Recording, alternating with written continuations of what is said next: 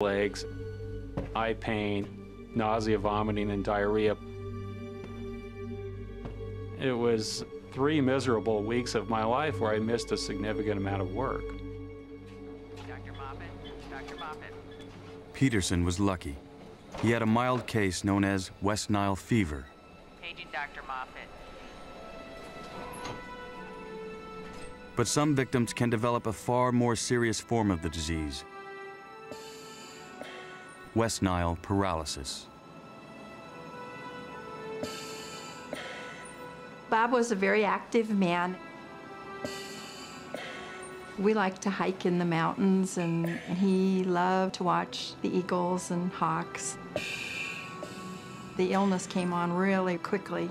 We were in the mountains on Monday, the 1st of August, and by Thursday he was on life support.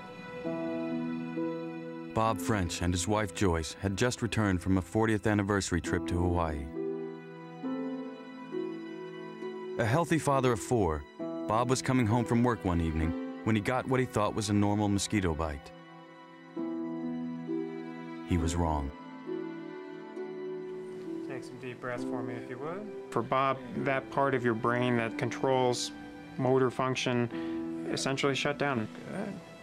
It's like having a giant stroke, and that is not coming back. It's going to be a couple more weeks on the antibiotics, but there's absolutely nothing we can do about it at this point.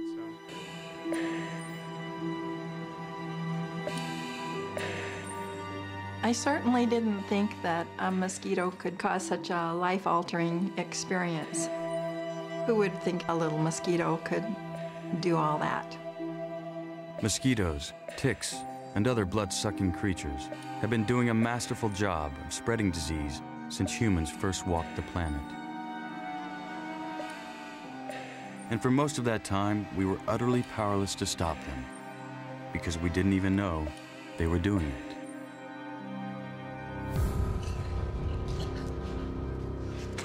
At the turn of the last century, a horrible outbreak of a disease called yellow fever brought Cuba to its knees. Compounding the fear was that nobody knew what caused yellow fever or how to stop it.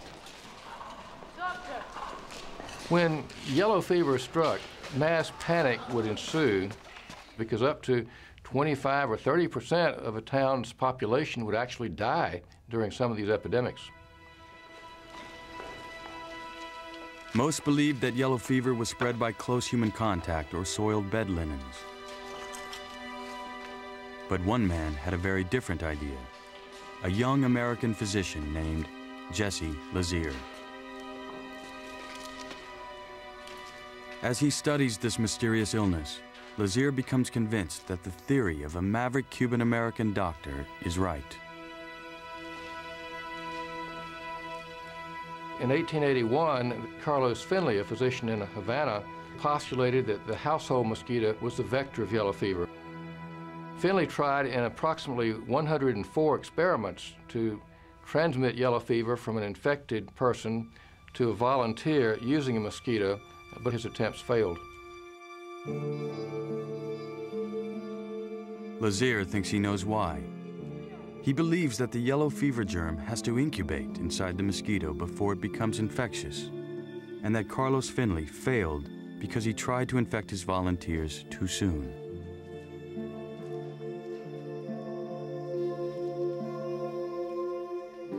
So Lazier realized that they should do the mosquito experiments again, allowing a mosquito to feed on an early case of the disease, and then allowing the mosquito to incubate for at least 10 days before trying to infect a volunteer. What Lazier needs is a new volunteer, but he is loath to ask anyone to take such a risk.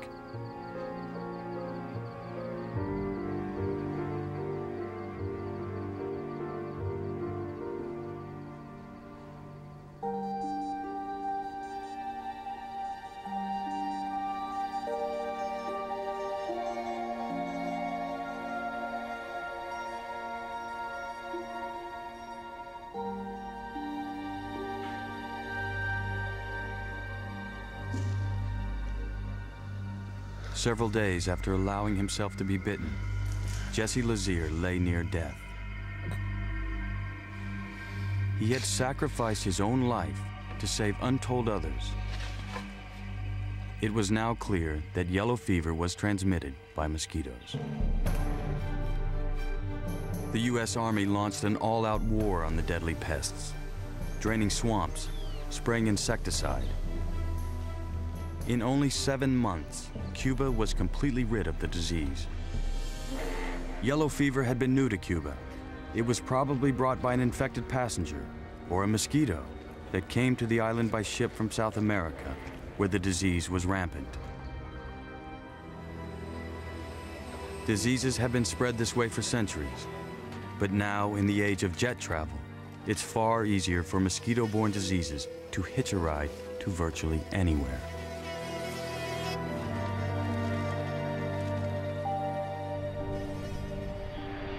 In fact, this may be exactly how West Nile virus found its new home. Once an obscure disease from Uganda, West Nile has now become a serious threat to most of the United States, and for some people, the results have been devastating. A year and a half after his mosquito bite, Bob French is still on life support. Hey, it's Bob, you okay? Yeah. But he's regained some motor control. Gotta come forward, guys. All right, okay. There's some people a lot worse off than I am. They can't move anything or do anything. I can raise my hand a little and work my fingers a little bit. I can turn my head. His wife strokes his forearm. I'm just a drain right now. No, you are not. No, you're not, Papa. Don't you say that. Our finances going down the tube. Joyce places her head against his cheek and strokes his forehead. Colorado's first West Nile summer produced almost 3,000 cases and 63 deaths.